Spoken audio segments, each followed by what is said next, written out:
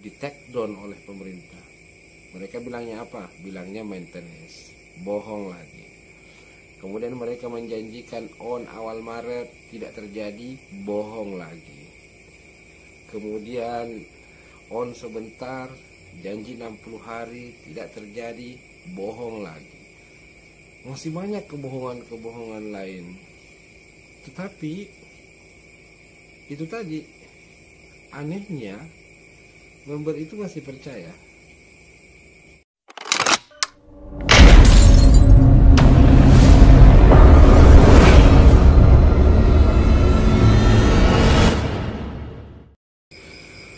Assalamualaikum warahmatullahi wabarakatuh. Apa kabar teman-teman semua? Malam ini saya akan memanfaatkan waktu yang sempit untuk sedikit membahas kenapa sih masyarakat kita, masyarakat sekitar kita itu mudah sekali terjebak dengan permainan Ponzi money game. Sebenarnya bukan cuma Indonesia saja, tetapi umumnya negara berkembang itu sangat mudah, masyarakatnya itu sangat mudah dipengaruhi untuk bermain aplikasi money game atau sistem money game Ponzi.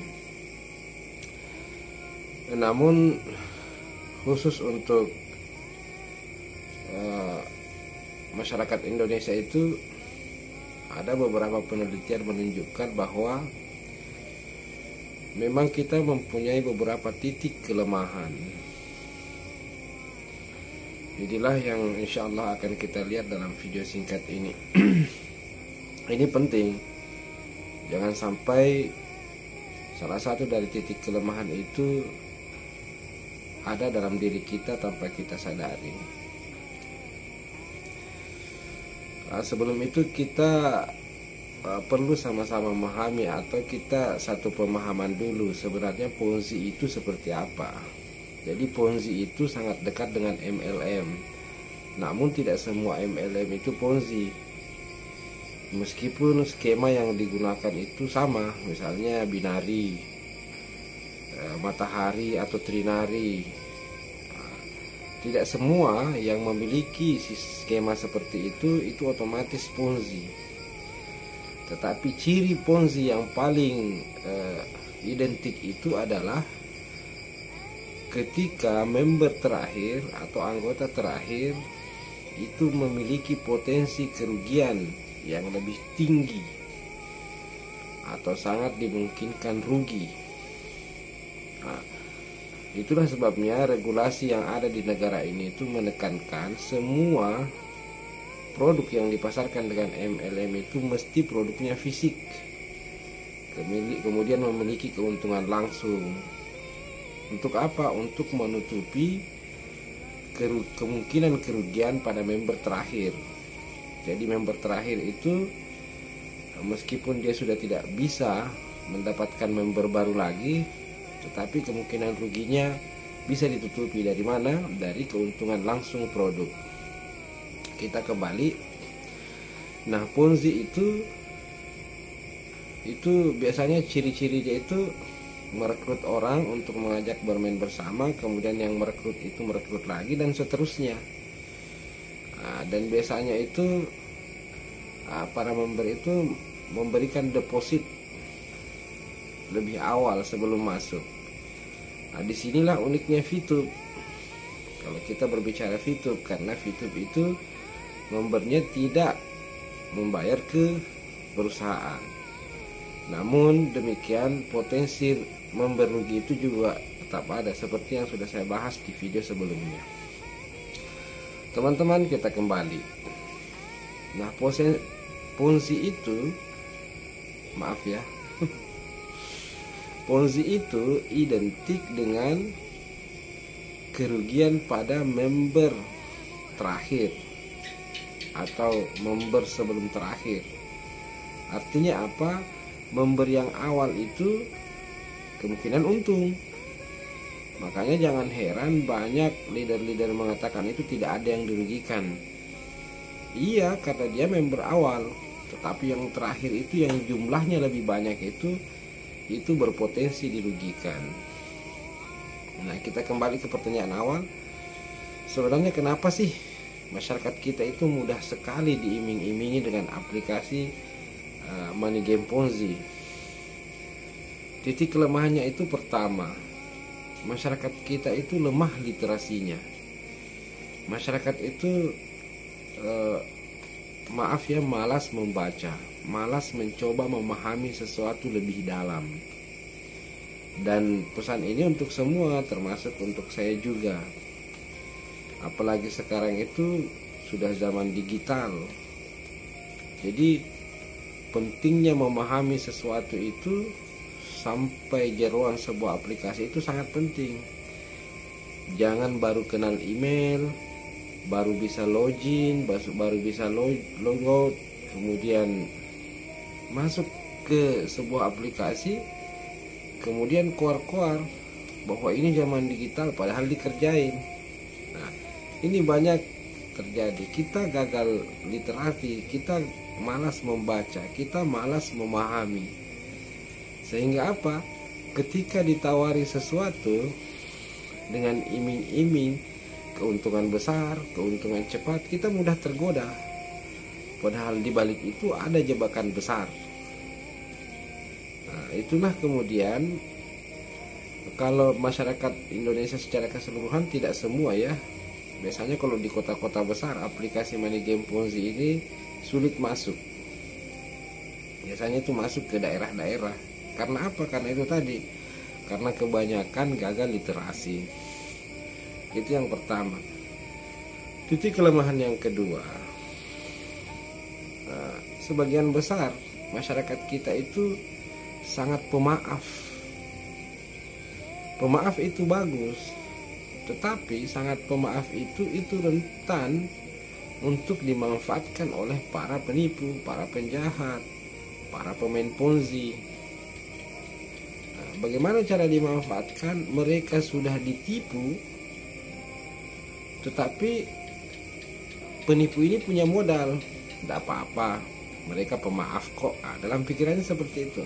Bisa kita lihat, banyak member Ponzi money game itu sudah dibohongi, masih percaya. Sudah ditipu, masih membela. Itu banyak terjadi itu.